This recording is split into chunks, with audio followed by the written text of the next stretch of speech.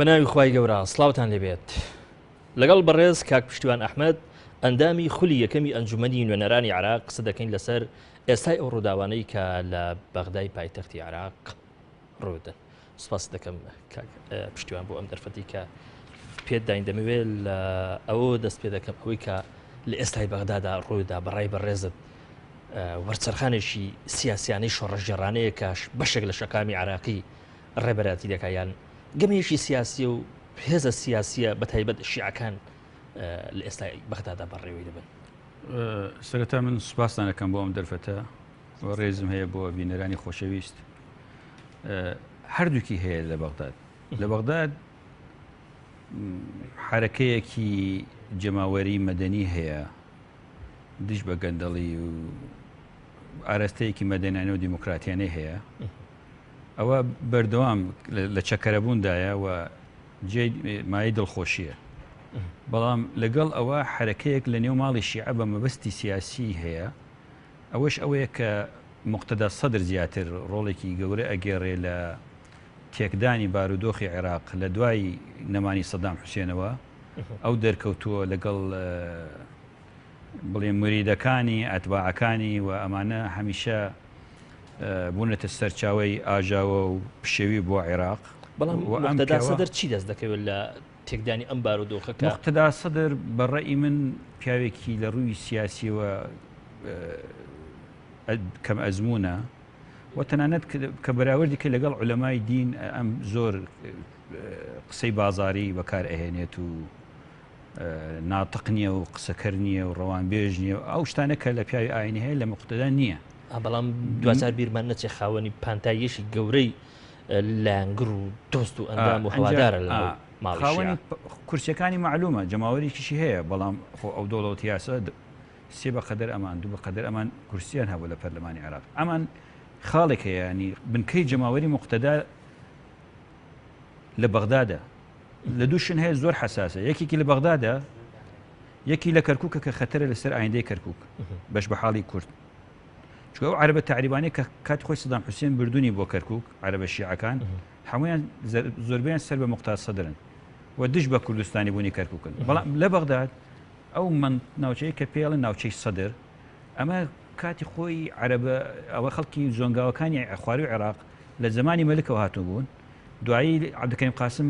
شارێکی بۆیان کە شاری شۆڕشیان ناوینا. ئەمانە دوای ئەوە کە لەگەڵ ئەو فترێش این بوون فیدائینی سەدام حوسێن بوون. سەدام ئەمانەی بەکارهێنا بۆ کۆنتترۆلکردنی بەغداد و لێدانی بزوتنەوە سیاسیەکانی بەغداد بە شیعەیشەوە. ئێستا ئەوانە بوونەتە ئەتباعی مقتەدا سەدر، خەڵکیکن زۆر ینی ئیش نەکراوە لە ناویان بوار نەبووە کاری بۆ بەرهێنان شت بکرێت، زۆر خەتەرن و مقتەدا ئەکی تەوجیه ئەکرێت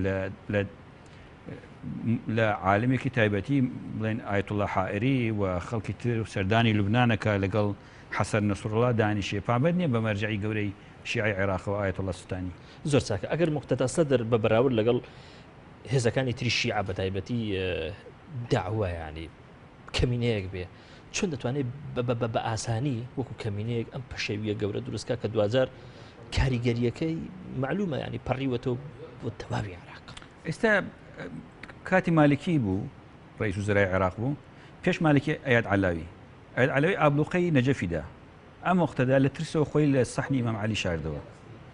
ئایەتوڵڵا سوستانی بەرنامەیەکی دانا دەربازی کرد، پیاوێکی ئازانیە، دایم خۆی ئەشارتەوە ڕائەکە.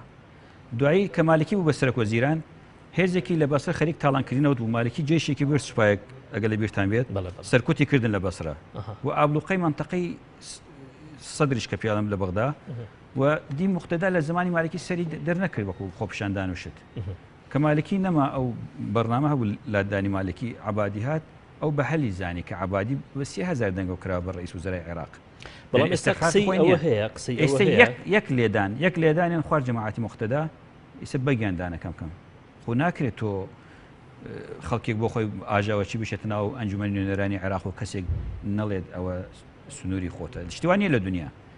یەک لێدان لیان بدە کە هەندێک ئەجراعاتی و ئاوشتوان نامێنە. زۆر چاکە. قسەی ئەوە هەیە کە لە ئێستادا جۆرێک لە هاوپەیمانەتی نهێنی و شاراوە لە نێوان مالکی و مقتەدا سەدر هەیە کە بە نەتیجە لێدان بێت لە عەبادی و بە نەتیجە کەوتنی عبادی لێ بکەوێت ناش من بە پێچوانای بینم مالکی زۆر بە قووەت داوای لێدانی مقتەدا ئەکەوانە چونکە ئەو مقتەدا شێکی لەوانە بوو کە بەرنامەی داڕش لەگەڵ بەڕێز مەسعود بەرزانی لەگەڵ ئەیاد علاوی لەگەڵ ئەم ڕافع عیساوی کە لە هەولێر معدل لە کۆبنەوە بۆ لادانی مالکی چەندین هەنگاویان ناسەرکەوتو نەبوون زۆر چاکە بەڕێز لە سەرەتای قسەکەت قسەت لەسەر ئەوە کرد کە ئەوەی لە عێراقدا هەیە بەشێکی پەیوەندی بە جموزوڵ و حرەکەتێکی مەدەنیەوە هەیە کە لە ئێستادا بەشێکی شەقام ڕێبەراتی دەکات و بەشێکی پەیوەندی بە مقتەدا سەدرەوە هەیە بە گەمە سیاسیەکانی مقتەدا سەدرەوە هەیە هەز ناکەی ئەم دوو حرەکەتە تێکەڵاو بوون بە تایبەتی لە بەغدا وەلەوەی کە پەیوەندی بە پەرلەمان و بە حکوومەتەوە هەیە بێگومان تێکەڵاو ئەبن بەڵام سەرنجام بە بۆچوونی من ئەم حرەکەی مقتەدا خاو ئەبێتەوە بەڵام حرەکە مەدەنیەکەش زەرە ناکە بێگومان حرەکە مەدەنی نەهە زەرەری کردووە چکە لای خۆمانی زۆر جا کە لایەک دێت سواری شەپۆڵەکە بێتون ئارەستەکە ئەگۆڕێت ئەمە وریایی ئەوێت ینی جۆدێکی گەورە ئەوێت و ئێمەکو کۆردۆک و لایەنە سیاسەکان ئەبێت زۆر پشگیری لە حرەکە مەدەنیەکانی بەغدا و عێراق بکەین چکە سەرنجام ئەوان چەندی سەر بکەون لە قازانجی ئێمەیە زۆر چاکە بەڵام ئەگەر سەری ئەجێنداکەی مقتەدا سەدریشکەین لەوەی کە پەیوەندی هەیە بە خۆپیشاندان بە جموجۆڵخستنی شەقامی عراقی بە تایبەتی لە بەغدا دەبینین لە کارنامە و لە ئەجەنداکەیدا کۆمەڵێ بەند هەیە کۆمەڵێ خواست و داواکاری هەیە دەشێ بە خواستی ڕەوا و خواستی تەندروست ناویان بەرین بە تایبەتی لەوەی کە پەیوەندی هەیە بە گەندەڵی بە ڕوبەڕووبوونەوەی گەندەڵی بە چاکسازی کاکە شۆڕش نمونەی بەرجستەی سیاسی پۆپۆلیست کە بە عەربی پێڵەن شعبەوی مقتەدا سەدرە بۆ نمونە کاڵی بەهاعرەجی بوو بە ملیاردێر لەسەر حسابی خەڵک کە لە لیستەکەی مقتەدا سەدرە هەر نائب ڕئیس وزرا بوو لە خولی ئیمەر سەرۆکی لەژنەی قانونی بوو پارەی نەسری لەژنەی قانونی ئەبرد بۆ خۆی زۆر دەوڵەمەند بوو لە سەفەقاتی چەکوشتوانە دوای کاڵێک بەهاعرەجی گەندەڵە مقتەدا خۆ نایەدن بڵێ ئەوە دەستگا و شەرعێتوانە ئەوە مقتەدا لە ماڵەکەی منە لە نەجەف کێ گلەیە هەیە لەسەری کێ سکاڵێ بابێت بۆ ماڵی من ئەم ئاخرەمە چۆن شتی وابێ لە دنیا تۆ چیت ماڵت چ عەلاقەی هەیە بە دادگایی کردنەوەوانەوە ئێڵێ هەرکەس بچێ بۆ سکاڵا بکە لە بەهاعرەجی دوای لەو دەرگاکەوە دەرناچێ ئەیکوژن ئێمە باسی حکوومەتەکەین و باسی مؤسساتی تەشریعی و دیموکراتی و ئەوانە ئەەکەین تۆ چی بە چه حەقێک خەڵک ئەڵێ من ئەوە کێ گەندەڵە قسەیەکە ئەوە لە ماڵی منەوە چ زمانێکی نەما ئەمە زۆر خەتەرە قسانە زۆر چاکە زۆر چاکە ئەوەی ئێستا لە بەغدا ڕۆیەدا تێیدا بە جۆرە لە جۆرەکان سونە لی دوورە کوردیش ئەوە دیارەکەواتە زۆری ڕووداوەکە لە نێو ئەو ماڵەیە کە پێی دەگوترێت نێوماڵی شیعان بەڵێتی شیعە دوای ئەو ڕووداوانە ئایا شتێک ماوەتەوە بە ناوی نێوماڵی یەکگرت و شیعە خۆت دەزانین لە نێو نێوماڵی سونە نەماوەتەوە نێوماڵی کوردی کۆتایی پێ هاتووە ئەمە سەرەتای کۆتایی من پێم خۆشە نێو ماڵەکان هەمووی تێک بچێ تێکچوون نەک مەمەستم فەوزا و شتوانە بێت بەڵام ناکرێت مەسەلەن ئێمە بڵێن لە پێناوی ئەوەی نێوماڵی کوردی ڕێک بێتن داکۆکی تۆ ناوماڵی کوردی ناوماڵی کورسایی ڕێک بێت لەسەر ئامانجێکی حەق و ڕەوا نەک لەسەر کارێکی ناڕەوا تێگە لە مەبەستم تێدەگەم ئێستا ئێمە مەسەلەن لەگەڵ محاسسەین لە عێراق لەگەڵ حزب حزبێنەی لە عێراق ئەم جارە کێشەی گەورەی عێراق کە ئەو بەرنامەی ئەوان دانڕشت بوو دکتۆر مادی حافظ و ئەوان کە خەڵکێکی غیرە حزبی حکوومەت تشکیل بکەن خەڵکێکیش لە کوردستانەوە سیڤی ناردبوو برادێک دانرا بووە وەزیرینەوە ئەو دەستکەوتێکی زۆر گەورەی بۆ کوردستان یعنی بۆ ڕەفزیەکەن و حەڕەشە لێ ئەکرێت و تو خۆ تەرشیح مەکە و تەنازل بکە و سەحبی سیڤەکە بە بیان و بە قسەی ئەوەی کە ئەمە خروج و دەرچوونە لە ئیجماعی کوردی خروجە لە قەراری چوزانم قیادەی کوردی بم بیانەوە ینی بەم قسەیە ئەمە من مەبەستم چییە ئێمە بووینە کۆسب بۆ عێراق ئێمە کرێت ناوماڵی خۆمان ڕێک بخەین و قیاداتی عێراقی چی بیرێک ئەەکەن خەڵکی باقی عێراق داواکاری چی ئەەکەن ئمە نابێت دژی خواستی ئەوان بین چکە ئمە خۆمان بە قسەی خۆمان بەڕنامەیەکمان داڕشتۆ لە داهاتوو لە عێراق جیابێ بینەوە کە ئەمانەوە لە عێراق جیابینەوە بۆ کێشە لەسەر وەزیرێک دروست بکەین لە حکوومەت اتحادی بەغداد. هەڵبێ قسە لەسەر ئەوەش دەکەین زۆر چاکەت لە دوای 2023 لە دوای ئەو بارودۆخە تازەی کە لە دوای کەوتنی سەدام و ئازادکردنی عراق دێتە پێشەوە هەمومان ڕەنگە کۆبووین لەسەر ئەوەی کە ئەوەی شیعی وەکو هێزێکی سەرەکی هێشتەوە ئەو نێوماڵە تۆکمەیە بووکە تا ئێرە لانیکەم هەیەە باوەڕ دوایە کە ئێمە لە ئایندەیەش نزیکدا پێچەوانەکەی ببینین ینی شیعە واز بێنێت لەو نێوماڵە یەکگرتوەکەی کە تا ئێرە وەکو هێزێکی سەرەکی و یەکەم هێشتویەتەوە ینی ئەمە ئاسانە بۆ شیعە من تەسەورەکەم شیعش بۆ خۆیان ململانی و چکە شیعشە کۆم بەشەرن و لە چەند چین و توێژی جیاجا پێکاتون جا نەک هەر ئەوە هەر مەرجعێکی شیعە مقلدی خۆی هەیە یعنی تەنانەت تۆ ناتوانانی زەبتی سیاسەتی کۆماری ئیسلامی ئێران بکەیت عالمێک لە قوم دانیشتووە مریدی هەیە لە مقلدی هەیە پێڵە مقلدی هەیە لە عێراق و پاکستان و ئەفغانستان و ئەو عالمەی لە قوم دانیشتووە خومسی هەیە بەو پارێکە هەیە وەکو دەوڵەتی ئەتوانێت کێشە لە هەموو وڵاتێکی دنیا دروست بکە و ئەتەعامل لەگەڵ ئەم حاڵەتانە زۆر زەحمەتە بەڵام بە شێوەیەکی گشتی ئاراستەکە وا ئەچێت کە شیعە بەغدا خوارەوی عێراق لەبێن خۆیان ئیدارە بکەن منش دەمی سەر ئەوە بڵم ینی هەز ناکەی تا ئێرە توانی و یانە بە بەراورد لەگەڵ سونە و کورد باشتر ئیداری ئەو جیاوازیانە بدەن کە لە نێوان خۆیاندا هەیان بووە فەرمونە تا ئێرە ئێمە نابێنی شەڕێکی ناوە خۆی گەورە ڕوویدا بێ یان ترازانەکان ئەوەندە گەورە بوو بن کە گرفتی گەورە دروست بکە نەحتمما ئەوانی شەڕ و کە شەڕی مالکی بووە لەگەڵ مقتەدا سەدر خۆی شەڕێکی ظاهرن ئەبینی شەڕی حکوومەتی عێراق بووە لەگەڵ میلیشیایکەوانە بە هەر حاڵە شەڕی نێوان شیعەکان بووە شیعە کەم ئەزمون بووە شیعە عێراق کەم ئەزمونە چۆن خۆمان کەم ئەزمون و شەڕی ناوخۆ و یەکتریمان ئیبادە کرد ئەوانش بە هەمان شێوە بە هەر حاڵ من تەسەورەکەم بارودۆخەکە وا ئەچی ئەستەقتابی مەذهبی شتەکە شیعە ئەولوێت بدەنە ڕێخستنی ماڵی خۆیان و کوردیش ئەولوێت ئەدا کە ماڵی خۆی ڕێک بخە بە هەمان شێوە عەرەبی سونەش بۆ ئارەستەیە کارەکەن زۆر باشە لەوەی لە ئێستادا ڕوودەدا شێ سودمەندی یەکەمە لەوەی لە ئێستای بەغدادا ڕوودەدات چێ سودمەندە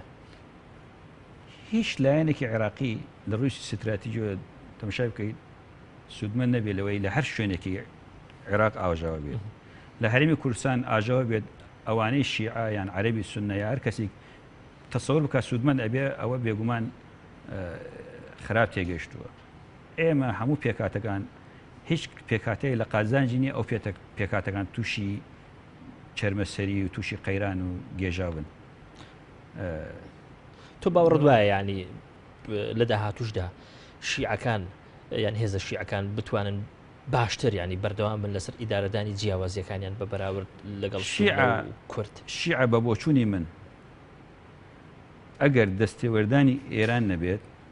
زۆر سەرکەوتوانەتر ئەیانتوانی ئیداری مەلەفی عێراق بکەن بەڵام هەموو هێزە شیعەکان ڕێکن لەگەڵ ئێران یا زۆرینیان ڕێکن زۆرنیان ڕێک بۆ نمونەك ئەهێمەوە ئێمە لە خۆی ئێران چ بەرژەوەندێکی هەیە لە عێراقێکی شێوە و بەتایبەتی لە ناو ماڵی شیعە بێگومان من بەڵگەت بۆ هێنمەوە کە ئێران ئێمە لە خولی یەکەمی پەرلەمانی عێراق من بەش وەکو کوردێک لە لجنەی هەرێمەکان بوومین لە پەرلەمانی عێراق وەکو نوێنەری کورد تاکە کوردێک لەو لجنەی من بوو و ئێمە بە پێی دەستوری یاسای دروستکردنی هەرێمەکانمان دەرکرد هەموو کورد لەگەڵ ئەو یاسای بووین لەگەڵ مجلسی ئەعلا و وەختە ینی بڵێن مجلسی ئەعلا و حزبی داعوە و مستەقلون ئەو وەختە حزبی فەزیلە و جەماعەتی مقتەدا دژی بوون بەڵام زۆرینەی شیعە لەگەڵا بوون یاساکە دەرچوو یعنی عەبدولحەزی حەکیم لەگەڵەوە بوو یەکسەر هەرێمەکان لە عێراق دروست کرێ شیعەکان لەگەڵەوە هەرێمەکان دروست کرد عەرەبی سونە دژی بوون بەڵام دوای هەشتمە کە چۆ ویسمان بچێتە بواری جێبەجێکردنەوە یاساکە چونکە یەکی لە مادەکانی یاساکە ئەڵێ پاش هەشت مانگ اینجا ئەم یاسای چێتە بواری جێبەجێکردنەوە لە خلالی ماوەی ئەو هەشت مانگە بڕاو بۆچوونی عەرب یعنی شیعە گۆڕات تەمام کەوتنە دژاتیکردنی یاساکە بەعازیشی دەرەکی بێگومان بەعازی ئێران بوو ئێران هەرگیز ناهێڵێ عێراق ببێتە سیستەمێکی تا بۆی بکرێت ببێتە سیستەمێکی فدرالی هەرێمایەتی زۆر چاکە ئەگەر ئێران بەرژەوەندی لەوەدا بێت کە عێراق وەکو عێراقێکی یەکگرتوو و مرکزی بمێنێتەوە بەڵام تۆ پێم بڵێت چ بەرژەوەندیشی ئێران لەوەدا هەیە کە نێوماڵێکی شیعە هەبێ کە زامنی پاراستنی عێراقێکی یەکگرتووە بە شێوێکی شێواو ینی ئێران حەزەکە سیاسەتی ئێران حەزکە عێراقیە گرتو بێت و باسییان کرد بە عەلەنی کەواتە بوو ئەوە پێویستی بە نێو ماڵێکی یەکگرتو شیعانی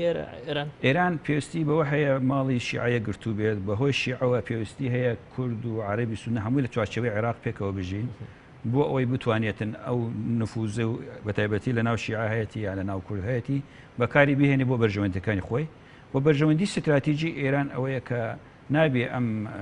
اتفاقی سایکس بیکۆ لە ڕۆژهەڵاتی ناوەڕاست هەڵبواشێتەوە. زۆر چاکە باوەڕ دوایە کە هێزە شیعیەکان گەیشت بن بەو قەنەعەت و باوەڕە سیاسی کە ئیتر لەمە دووە ڕەنگە قۆناغێکی تازە دەست پێ بکە کە ئێمە سێ پێکاتەی سیاسی لە شێوەی سێ قوارەی جیاواز ببینین کە قوارەیەشیان قوارەی کوردی بێ قوارەیەشیان قوارەیەکی سونی بێ کە ئێستا دەیبینین بۆتە بڕکانێک لە ئاگەروە قوارەیەشیان قوارێکی شیع بێ عێراق بۆ ئارەستەیە ڕۆت شیعەکان لەوە تێدەگەن شیعەکان حتمما ئەزانن بەرنامەکە چی ئەوان و ئەو پەڕی هەوڵدەن ڕێگر بن بەڵام ئەو ڕێگریە کە بڵێن دەستی ئێران و مالکی ئیشی بۆ کرد سەرنجام وای لێ هات کە داعش بێتە ڕۆژاوای عێراقەوە و ڕۆژاوای عێراق تووشی ئەم هەموو کێشە بووین ڕۆژاوای عێراق بڵێن عەرەبی سونە خواستێکی یاسایی و دەستوریان هەبوو بە پێی دەستوری عێراق و بە پێی یاسای دروستکردنی هەرێمەکان داوایانە کرد مووسڵ و ئەو ئەنبار ئەوانە ببێنە هەرێمێک وەکو هەرێمی کوردستان بەڵام حکوومەتی عێراق کە مالکیەوانە ڕێگریان کردەوەی کە ئەو خواستە کە خواستێکی ڕەوای خۆیانە خواستێکی دەستوریە بێتە دی ئێستا کورد ئەوێ ماڵی خۆی ڕێکخەوە یعنی سربەخۆ بێر عەرەبی سونە بە هەمان شێوە لە چوارچێوەی عێراق و بە پێی ئەو تەوازوناتە نێو دەوڵەتی ئەوانە من تەسەوری ئەوە کەم لە چوارچێوەی عێراق ئەو مافە ئەدرێ بە ڕۆژاوای عێراق مافی خۆیان بەرجەستە بکەن وەکو چۆن ئەدرێ بە هەرێمی کوردستانیش لە چوارچێوەی قوارەیەکی عێراقی بزان چۆن باسیەکرێت کۆنفدرالیە فدرالیە ئەو مافانێکی بەرجەستە بۆ ئەوە باوەڕدوانێک کە پێویستیەمان بە گەڕانەوەی هاوسەنجی هەبێ بۆ عێراق بە تایبەتی لە ڕێگەی سونەوە خۆت دەزانی ئێستا سونە لە هامشی گەمەی سیاسی عراقیدا ئەگەر هەبێ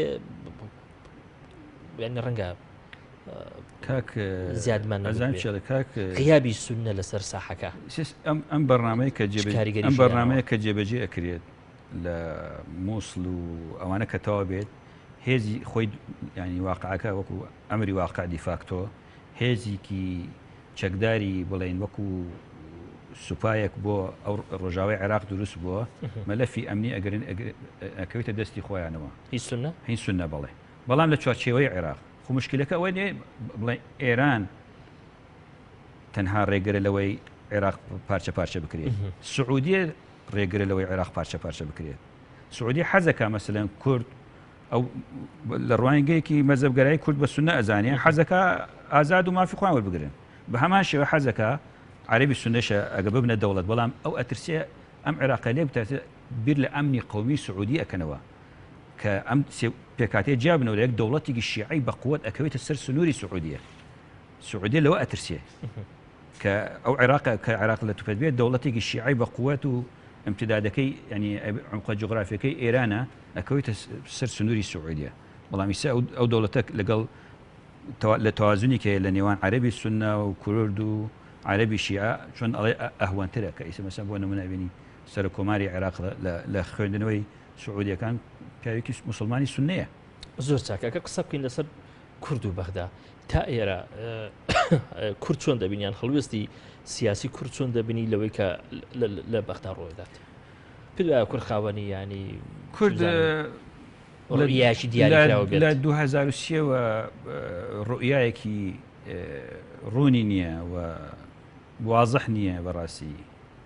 لەلایەکەوە باسی جیابوونەوەکە لەلایەکەوە ینی شەڕی پۆستەکە لە بەغدا لەلایەکەوە تۆ کەسێک دانەوە سەر کۆماری عێراق بە پێی دستور ئەوە حامی سنووری عێراق و وەحدەی عێراق و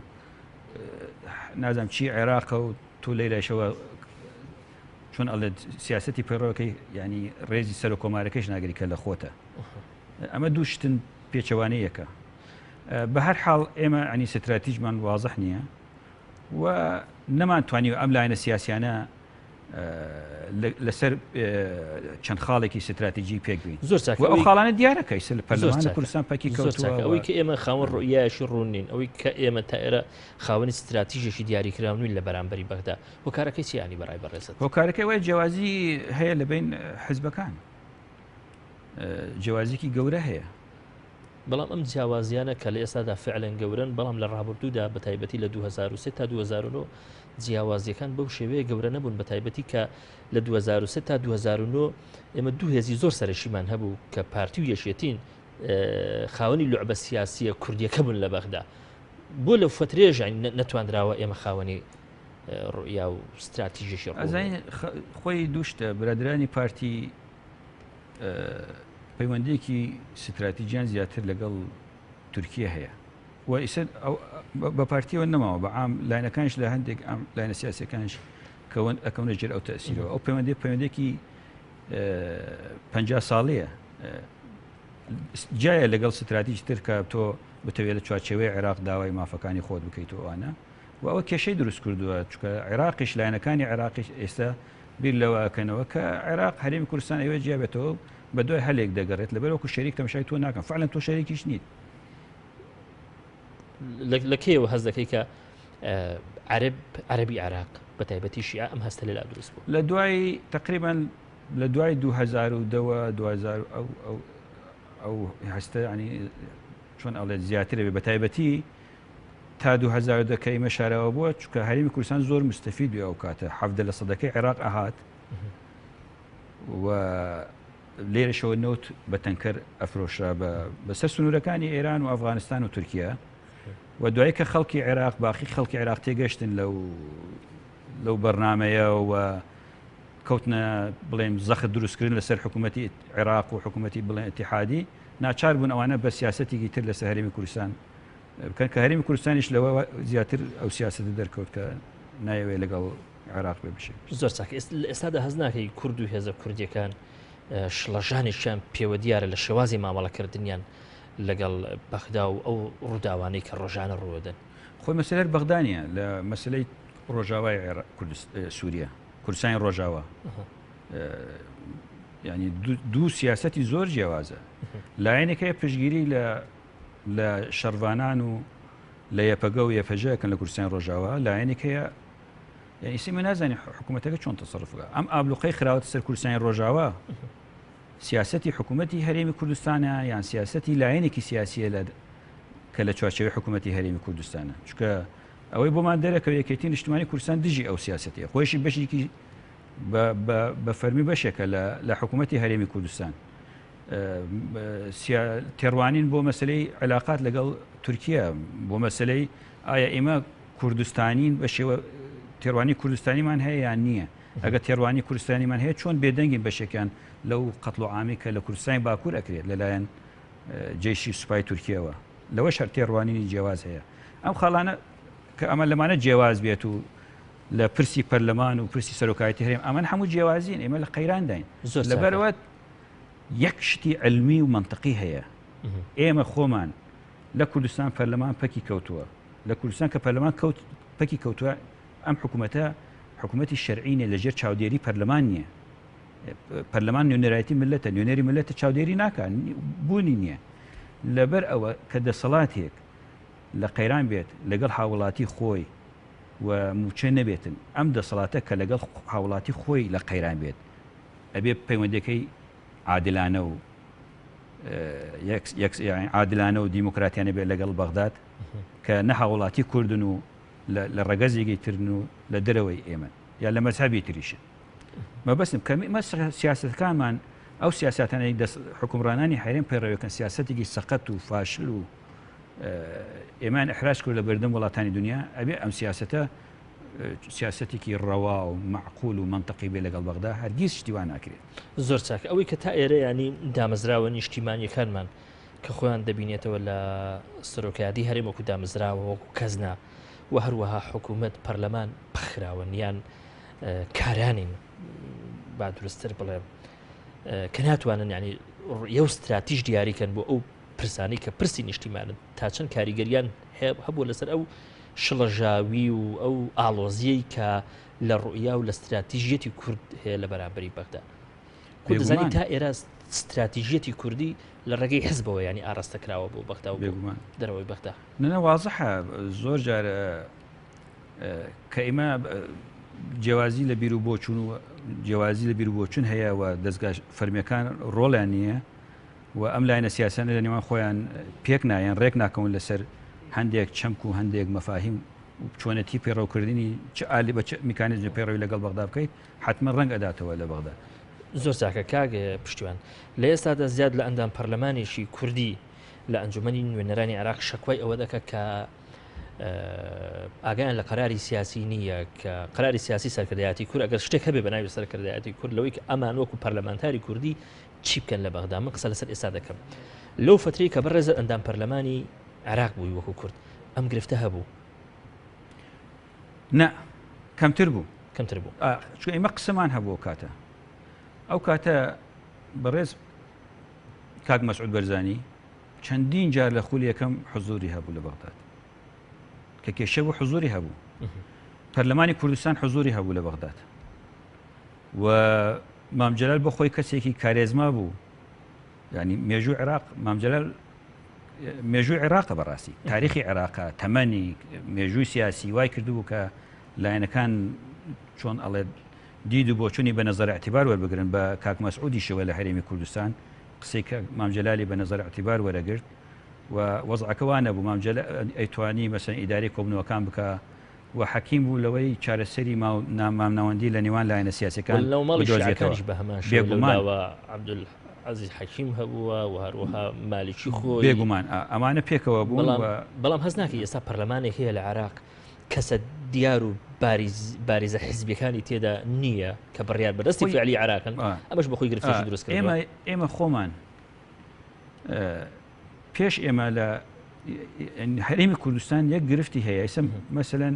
بۆ خۆلی دووەم مامۆستا عەلی باپیر ئەندام پەرلەمانی عێراق بوو زۆر مهمەوە کەس یەکەمی کۆمەڵی ئیسلامی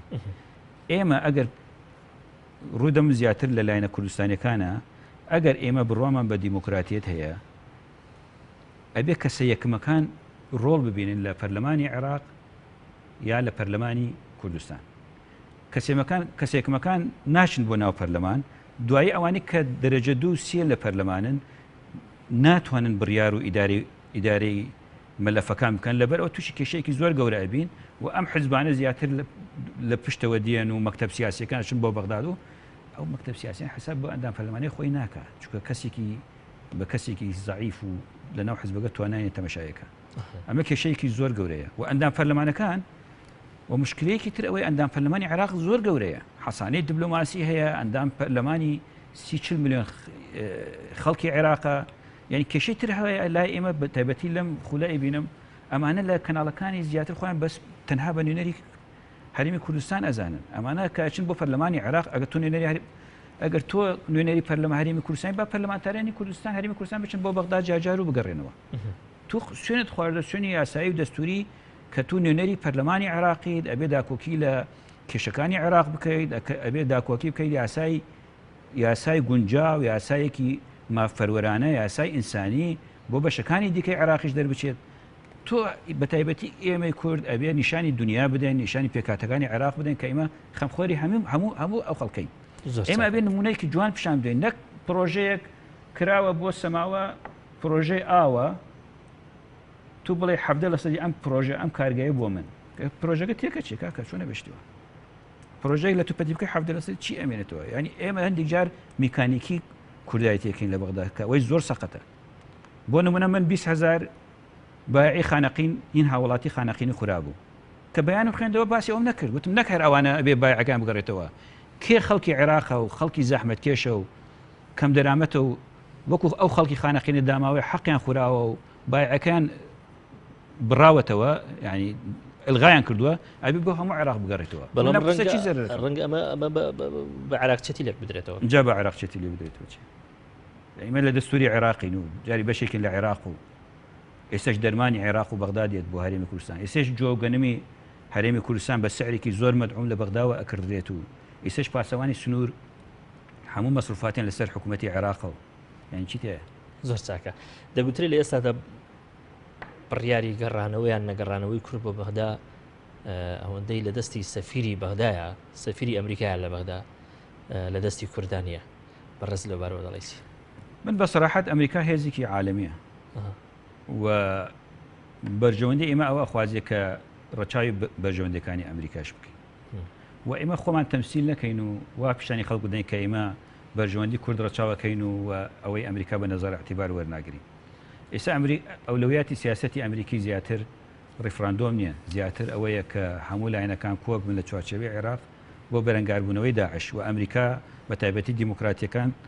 زۆر لایەن مەبەستە فەلوجە کۆنتترۆل بکرێت مووسڵ کۆنتترۆل بکرێت ئیسە بەرنامەیان هەیە لەگەڵ یەپەکە و یەبێجە بۆ کۆنتترۆلکردنی ڕق عاقلی ئەوەیە تۆ چۆن بەرژەوەندەکان خۆت بسازێنی لەگەڵ بەرژەوەندەکانی ئەمریکا زۆر چاکە لە دوای 2023 بەردەوام کورد قسە لەسەر ئەوە دەکات کە بەشدار دەبن لە عێراقی تازایان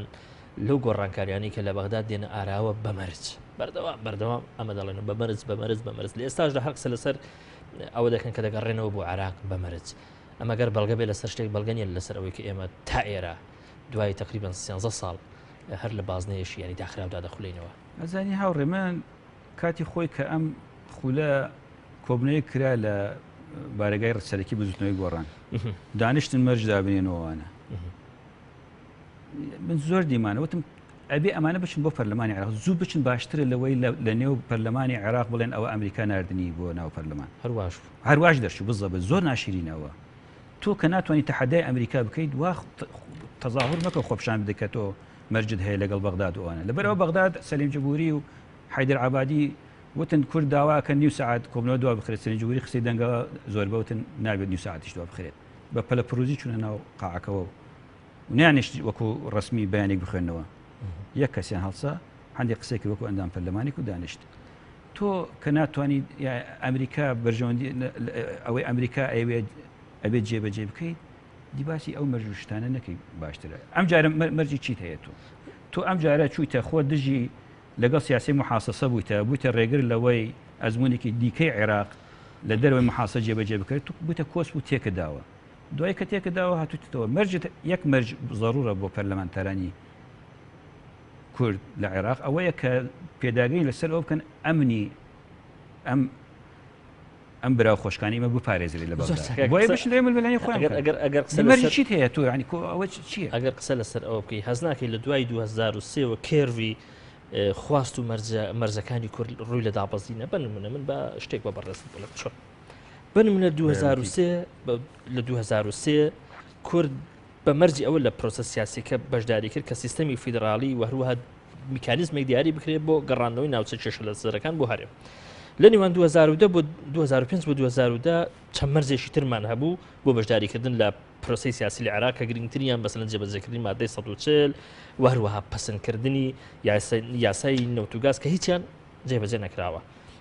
لە 2010 جارێکی دیکە کە نووری مالیشی بۆ بە سەرۆک وەزیران ئێمە 19 خاڵمان کورد پێشکەش کرد کە هیچیان جارێکی تر جێبەجێ نەکران جگە لە مەرجێک کە پارتی دیموکراتی کوردستان هەیبوو لە مالیشی ئەوەی کە بزوتنەوەی گۆڕان لە حکوومەتە تازەکەی بەشدار پێنەکە ئەم مەرجیان جێبەجێکرا لە 2014 جارێکی تر لە حکوومەتەکەی عەبادی کورد کۆمەڵی مەرجی هەبوو بۆ بەشداریکردن ئەوە مەرج نەبوو چکە ئەو مالی خۆی داوای کرد گۆڕان بەشداری بکە مالیشی داوای کرد گۆڕان نەکردیان بمەرج مالیشی داوای کرد گۆڕان بەشداری بکە بەڵام پارتی مەرجی ئەوەی هەبوو کە گۆڕان بەشداری نەکات ئەم مەرجیان جێبەجێ کرد لە مەرجەکان من مەبەستم ئەلەوە بوو لە ئێستاشدا کورد لە هەموو شتێک هاتوتە سەرچی سەردووشت یەکیان ئەوەیە کە وەکو بەڕێزت باسی لێوە کرد ئاسایشی برا خوشکەکانمان بپارێزرێ وەکو پەرلەمانتار هەروەها لەناو ئەو چاکسازیانەی کە مالی عەبادی دایانکە کورد مافی ئەوەی هەبێت کە وەزیرە کوردەکان خۆی ینی دیاریان بکە هەز ناکەی خواست و داواکاری کورد زۆر بچوو بۆتەوە من نازم ئەو مەرجگە چیە ینی وەزیرە کوردەکان ئەم لایەنانە دیاری بکەن مەبەستم ئەوەیە ئێمە ئەزانین عێراق بەرەو ئارەستەی ئەڕۆت کە ببێتە چەند هەرێمێک بە شێوەیەکی سەرەکی سێ هەرێم ئەبن و بەغدا وای لێ ئەبێتە پایتەختی هەموو هەرێمەکان دەسەڵاتەکان دابەش ئەکرێت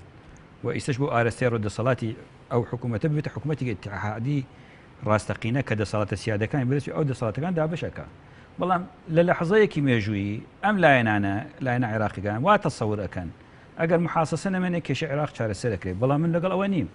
بە نەمانی ئەم محاسەسە کێشەی عێراق چارەسەر بکرێت کێشەی عێراق بۆ چارەسەر دەکرێت هەر پێکاتێک بڕۆت ئیداری خۆی بکە زۆر چاکە لەبەر ئەوە مادەم ئەوان دانیشتون لەم لەحظە مێژوویە پێیان باشە کە لە دەروێ حیزبەکان حکوومەتێکی تەکنۆقرات دروست بکرێت ئێمە چی زەرەکەین ئەگەر بە خەڵکی کوردستانش خۆمانش بڵێن سیڤەکانتان بنێرن بۆ بەغدا و بە حکوومەتێکی ئەم حکوومەتێک بەڕاستی ئێمە چی زەرەکەین ئەگەر حکوومەتێکی تەکنۆقرات لە بەغدا هەبێ هیچ زەرەر نییە بەڵام وەزیرە تەکنۆقراتەکان پارتی و یەکێتی و گۆڕان و کۆمەڵ دیاریان نەکەن ئەمە چ زەرێکی هیچ زەرەری نییە بەڵام چییە من نامێت زیاتر لایەنە سیاسەکان هەمووی خیانەتی نیشتیمانی دەکا لایەنە سیاسەکان بە تایبەتی پارتی دیموکراتی کوردستان پێداگریان کرد کە ئەبێ کاکۆشار زیێباری هەر لە بەغدا بمێنێ بۆ ئەوە مەسلەیە کە ئێمە بە لەسەر ئەو مەسلە قسە ناکەین و ئەمە بوو سەرۆکۆماری عێراقیش بە هاوپەیمانی نیشتمانی شیعەوتە بوو کاکۆشار زیێباری هێڵی سوورە ئەو کە ئەم ببێتە هێڵی سوور مەجلسی علاش ئەڵێ منیشی سوورە ئەو کەش ئەڵێت هینەکەی منیشی هێڵی پورتقاڵی هەمووی تێکچوو کاتە کورد بەرپرسیارە تا ئێرە لە کورد دەوری ئەم پرۆسی کە باسی تەکنۆقرات کردن کورد من ناڵێم کورد ملت ئەم پارتی دیموکراتی کوردستان پارتی ئەم لاینەکانش پێکەوە لەگەڵ یابوون هەمویان بەرپرسن لەوەی ئەو پرۆسەیە تێک بدەن زۆر چاکە بەڕێزت ئەوەی کە هێزە کوردیەکان لە بەغدیا هەمویان لە دەوری پارتی دیموکراتی کوردستان لەم جارە هەمویان کۆبوونەوە لە داکۆچیکردن لە هێشتنەوەی زێباری لە پۆستەکەی نهێنی ئەمە لە چیدا ینی نهێنی ئەمە ئەوەیە مەسەلەن بۆ نمونە ئاگەر هۆشار زێباری وەزیری کورد وەزیرێکی کورد نەبێت لە بەغدا ئەمە شکانی کوردە نهێنی ئەوە چییە بڵێن گۆڕان و یەکێتی پشتیوانی پارتیان کرد پشتوانی پارتیان نهێنی ئەمە چی نهێنی ئەوەیە کە یەکێتی سەرۆکۆماری هەیە و گۆڕان جێگری کورسی گۆڕان کەمە لە پەرلەمانی عێراق نۆ کورسیە جێگری سەرۆک پەرلەمانی جێگری سەرۆک پەرلەمانی هەیە وەزیری هەیە بەڵام ئەگەر هۆشار زێباری نەمێنێ پارتی نوێنەری نامێت لە بەغداد بەمە شاوسەنجی تێک دەچێت بێگومان لەبەرەوە ئەمان یەکێتی و گۆڕان زۆر پێداگران کرد لە بەرامبەر ئەوە کە چکە پارتی بەش بە حاڵی هەرێمی کوردستان پارتی 38 کورسی ینی حزبی ڕقەمەکە لە عێراق وەکو حزبێکی کوردستانی زۆر چاکە تا ئێرە پێ دوایە کورد بە شێوێشی بەرنامە بۆ داڕێژرا و ئەو ڕووداوانی قۆسپێتەوە کە لە ئێستادا لە بەغدا ڕوودەدەن کە بەغدایان شێواندووە تاوەکو لە بەغدا دوورکەوێتەوە و نزیکی شکەوێتەوە لە سربەخۆی لە ڕیفراندۆم کورد بە تایبەتی ئەم سیاسەتە کە ئێستا پەیڕەوە بە ئەدعا و ئەوانە خۆی لە ڕووی ئابووریشەوە ڕەبت کراوە بە تورکیەوە سیاسی بڵێ هەرێمی کوردستان وانە بەڵام لە لایەکیشیەوە ئەم حکوومەتێکی ڕێعەیە ئەم حکوومەتە ڕێعەیە زیاتر پشتی بەداهاتی نەوت بەستووە و پشتی بە پارەی کاش بەستووە و ئێستاشە عێراق وەکو دەوڵەت پارەیەکی زۆری سندوقی نەقلی دەولی بۆ دێت و ئیسەش وەزیر مالیەی عێراق کە ئەچێت کۆنگرەکان و پارەکان خەرجەکرێن بۆ عێراق وەزیر مالیەکە کاکۆشاری زیێباریە لەبەر ئەوە ئێستش هەرێمی کوردستان بە تایبەتی حکوومەتی هەرێم ئەوەی کە پارەکان بەدەستە چاویان لەو پارەیەکە لە بەغداوە دێت بە تەمای ئەوانە بەبێ مەرجیش بەژاریەکەن بۆی حسەیەکە نەبێ 70% لەو پارێکە بەبێ مەرج بەبێ مەرجەشنەوە بۆ بەغدا زۆر چاکە بە تاکید من دەبێ قسەیشی بۆی پارە بزان مەرجەکان ئەوەیە زیاتر ئەو قەرزە کە ئەدرێ بە عێراق ئالێتی بدۆزنەوە 70%ەکەی 70% ئەو قەرزە حکوومەتی هەرێمی کوردستان وەری بگرێ بۆ ئەوە ئیشەکەن زیاتر بۆ ئەوە ئیش دەکەن زۆر چاکە ماج شنگالی پەرلەمانتاری پارتی دیموکراتی کوردستان لە بەغدا دەڵێ کە لەلایەن سەرکردایەتیار ئەواتە سەرکردایەتی پارتی ئەوان وەکو پەرلەمانتاری پارتی ئاگدار کراونەوە کە پێویستە لە جەلسەی ڕۆژی یەکشەممەی داهاتوو هی پەرلەمانی عێراق بەشداری بکەن تۆ ئەمە چۆن دەبێنی لەگەڵ ئەو دیعاتانەی کە ئەم هێزە دەیکا بۆ ڕاپرسی و سربەخۆیی هەرێمی کوردستان گەڕانەوە بەغدا لە لایەک و لە لای شەوە ینی من باسی ئەوە کەم کە ئەمریکا ئێران زۆر لایەن مەبەستە کورد بگەڕێتەوە بۆ بەغدا و حکومڕانانی کوردیش کە حکوومەتێکی ئەم ملەتەشیان فێری پارەی بڵێن کاش و حکوومەتێکی ڕێعەیە زیاتر پشتی بە بەرهەم و بەرهەمی خۆماڵی نەبەستووە لە ڕووی پیشەسازی و لە ڕووی کوشتەکاڵی یا پیشەسازی پترۆکی ماوی یا پیشەسازی کشتتوکاڵی ئێمە ئەمانە هەمووی ئەتوانین هەمان بێت بەڵام نیمانە لەبەرەوە چاوی لەو پارەیە کە لە سندوقی نەقد دەوڵەت ئەدرێ بە عێراق پشکی خۆی 17 وەربگرێ بیشگە لەوەشە تۆ تەسەوڕ کە ئێستا تۆ پێت بڵێن جیاش بیتەوە ئەم هەرێمی ئێمە ئامادەنی جیابنەوە چونکە تۆ پارەی دەرمانی خستەخانەکانی هەرێمی کوردستان لە بەغداوە دێت و پارەی بایعی خەڵک کە خەڵکی کەم دەرامەت زۆر پێویستی پێێتی ئێستاش بەبێ مقابل لە بەغداوە دێت ئەو خاڵانە تریش کە باسمان کرد هەر پاسەوانی سنوور و کۆمەڵێک ئەمتیازاتی دیکەی هەمووی لە بەغداوە دێتن لەبەر ئەوە تۆ ئەبێ پابەرمی بە بەغدادەوە و حەز ناکەم ئێمە مزایدە بکەین بەسەر خەڵکی کوردستان و خەڵکی کوردستان چاواشە بکەین. زۆر چاکە بەگەڕانەوەمان بۆ بەغدا ئەمە مانای لێدانێکی دیکە نیە لە هەر چاوەڕوانیەکە ئێمە بۆ ڕاپرسی و بۆ پرسی سەربەخۆی هەرێمی کوردستان هاوڕێگەن ڕاپرسی کارێکی ئینە تەسەوڕ ناکەم ڕاپرسی جاری بکرێت ئەم انتخاباتی ئەمریکا بەڕێوەیە ئەم ساڵ و نەکەرەوە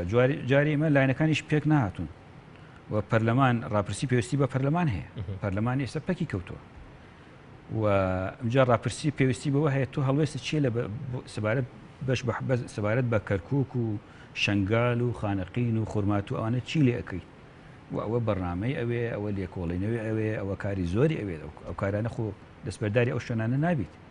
زۆر چاکە لە ئێستادا بجارش تر بچینەوە لای عراق ئێمە ئەگەر قسە ینی ئیجازەیەکم فەردێتی ئێمە ئەبێ پند لە مێژوو وەربگرین ئەم مەملەکەتی کوردستان و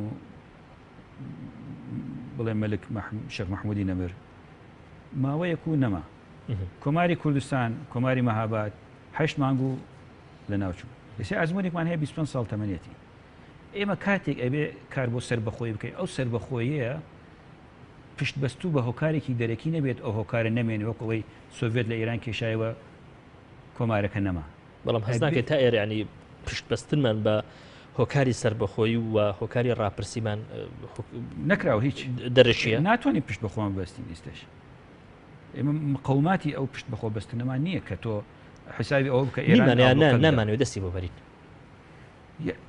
خەڵکێکمان هەیە چۆن ئەڵێ دڕۆیا و دنیابینیکی استراتیژی نیشتمانی و کوردستانی نییە ئەمە قەسوەتێکی زۆریان نییە بە تایبەتی کە ئەم هێزانە بەشی زۆریان خۆیان بەهێزی نیشتیمانی و وەتەنی و خۆ حسابکردن بەهێزی نیشتمانی جیایە و ئەرزی واقع جایە ئەرزی واقع جایە ئەم لاینانە ئەگەر هەمووی نیشتمانین و هەمووی بەڕنامێکی استراتیژیان بۆ پێک نایە لە نێوان خۆیان لەسەر چەند ئامانجێکی نیشتمانی زۆر چاکە زۆر چاکە شتی شتێک کە جێگەی سەرنجە ئەوەیە کە هێزە عراقیەکان بە تایبەتی هێزە شیعەکان ئەم جارە حەماسەتی زۆریان پێوە نابیندرێ بۆ گەڕانەوەی کوردەکان بۆ بەغدا ئەمە بۆ من بە پێچەوانە هاتنانی هەمووی هاتم بۆ هەرێمی کوردستان و بەڵام ئەم جارە ئەوەی کە هاتە سەرۆشی پەرلەمان بوو کە ئەوەندەی لە هەوڵی گەڕانەوەی کووردا بوو بۆ بەهێزکردنی پێگەی خۆی شیعەش هاتن و نوێنەری عەبادیش هات بۆ اعتیزار داوای لێبردن و سەردانی کاک ئارام و ئاڵەخانوانیان کە بە تایبەتی کە چۆن ئەڵێ تووشین بوون هەندێک زەحمەت و ناخۆشی و ئەوانە و هەر پێویست ناکە ئەوان بێن سەرۆکۆمار دکتۆر فاضل معسوومە هاتووە ئەوە سەرۆکۆماری عێراق ئەوێ حسابی بکەیت نەک حسابی کوردی بۆ بکەیت زۆر چاکە و عێراق سێژ خۆمانی خەریکی شەڕێکی زۆر گەورەیە و سوپای عێراق سەرکەوتنی زۆر گەورە بەدەستهێنن ئەم سەرکەوتنانە کاریگەری چی دەبێ بەسەر گەمەی سیاسی لە داهاتووی عێراقدا ئەم سەرکەوتنانە زۆر باشە بە تایبەتی ئەم سەرکەوتنانە دوزار ینی ئەوەندەی وەکو دەستکەوت بۆ هێزە شیعەکان بە تایبەتی کە عەسەبی هێزە عەسکەریەکەی عێراق پێک دەهێنن ئەم جارێت مەسەلەی شیعەکە وەکو جاران زاڵ نییە چکە ئێستش بەڕامەدا ڕێژراوە حەجی شعبی ناچێت ناو فەلوجە و قواتی بڵێن ئەوانەی ئەتیحادی و پۆلیسی ئەتیحادی و سوپای عێراق ڕۆڵی تیابینیە لەگەڵ عەشایری خەڵکی فەلوجە و ئێستا لێرە ئەگەر لە چوارچێوەی فەلوجە حەجی شعبی هەیە چکە فەلوجە لە ڕووی استراتیژی و نزیکە لە بەغداد بۆ مووسڵ ئەو ڕۆڵشیان نامێنێ حەجی وەتەنی مووسڵ زیاتر دەور ئەبینێ و وەزیری دیفاعیش لە پێکاتەی سونەیە کەمتر مۆرکە بڵێن مەزەبگەرای و شیعەگەرایەکی پێوە دیارە زۆر چاکە بن بە ئەمە دوا پرسیارم بێ پێ دوایە ئەم جارەی گەڕانەوەی کورد بۆ بەغدا هەر وەکو جارانی پێشووتر وابێ ینی گەڕانەوە بێ لە پێناوی گەڕانەوە بۆ بەغدا نا کورد بوونی لە بەغدا زۆر گرنگە چکە تۆ ئیسا لە چوارچەوەی عێراقی و بوار لە ڕووی بابەتیەوە لە ڕووی بۆ ناتوانین جابیتەوە لە عێراق ئەو زمینە نێودەوڵەتی و ناخۆی ئەوانە دەڵێت زیادە بینەوە. من ڕێزمێ بۆ بۆچوونی کاک مەسعود کە جێبێتەوە بۆ نوێنەرەکان ئەنێرن بۆ بەغداد و بۆ شەڕی پۆست دەکەن لە بەغداد و بۆ شەڕی پارەکەن لە بەغداد ئەمان هەموو پرسیارە و لەبەرەوە بێ بگەڕێنەوە بۆ بەغداد چکە بەرژەوەندیمان ئەتوانین لە چوارچەوەی عێراق لەم ئانوساتەدا داکۆکی لە بەرژەوەندەکان خۆمەکەن ئێمە توانین لە چوارچەوەی عێراق بهێڵین حکوومەتی عێراق ئیدانەی بردومانکردنی تورکیا بۆ خاکی کوردستان بکات کە ئێمە ڕۆڵمان نییە حکوومەتی عێراقی ئیدانەی تورکیەکە حکوومەتی حکومڕانانی هەرێم ینی بەکو دەستخۆشیەکەن لە تورکیا کە بردومانی کوردستانی خۆمانەکە بێدەنگن شتێکی زۆر سەیرە تۆ حکوومەتی باسی سەربەخۆیەکەیت کە تورکیا بردومانی کوردستانی خوارو ئەکا ناکوردستانی باکوور بردومانی وڵاتی تۆ ئەکا تۆ بێدەنگیت حکوومەتی ئەتیحادی کە ئەڵێ ئەمانە دش بە خواستەکانی گەلی کوردستانن ئەو ئیدانی دەستێوەردانی تورکیەکە تۆ لە علاقەت چیە با لێم بدات من خۆم ڕازی ئەمە منطق نییە بەڕاستی. بەڵە زۆر سپاس دەکەمە زۆر بەڕێز کاک پشتیوان ئەحمەد ئەندامی خولی یەکەمی ئەنجومەنی نوێنەرانی عێراق. سپاس بۆ ئێوە بەڕێزیش. سپاس.